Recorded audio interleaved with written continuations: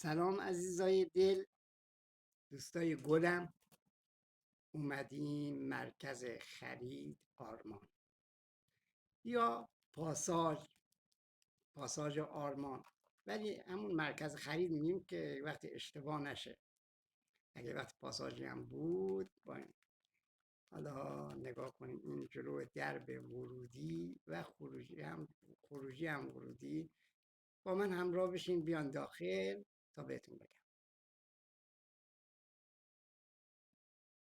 خب داخل پاساژ شدیم. خیلی دیدنی و شیک و عالی. مردم میبینم یا ببخشید من فیلم بردارمون نگاه کنم ببینم دارن تشریف میارن یا نه.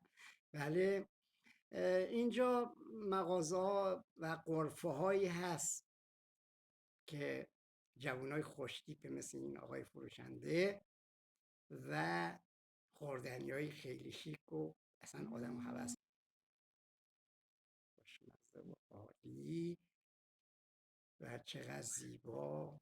خیلی خوب، بریم داخل نگاه کنید مغازه ها، فروشگاه های خیلی قشنگ و عالی